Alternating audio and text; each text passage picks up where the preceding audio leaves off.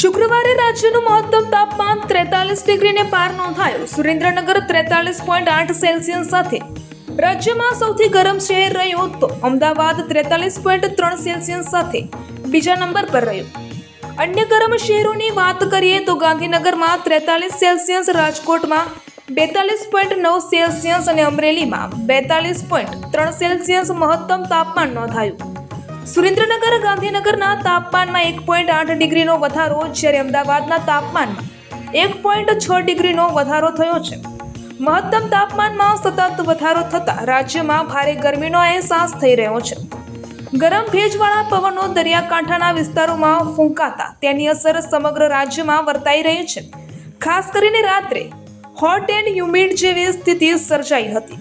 રાજ્યમાં હાલ પશ્ચિમ ઉત્તર પશ્ચિમ દિશાના પવનો ફૂંકાઈ રહ્યા છે. હવામાન વિભાગની વરસાદી આગાહી વચ્ચે ગઈકાલે જામનગરના કેટલાક વિસ્તારોમાં કમોસમી વરસાદ નોંધાયો હતો અને આજે પણ દક્ષિણ ગુજરાત અને સૌરાષ્ટ્રના કેટલાક જિલ્લાઓમાં ગાજવીજ સાથે હળવા વરસાદની શક્યતા વ્યક્ત કરવામાં આવી રહી છે. ત્યારબાદના દિવસોમાં હવામાન મુખ્યત્વે સૂકું રહેવાની શક્યતા છે.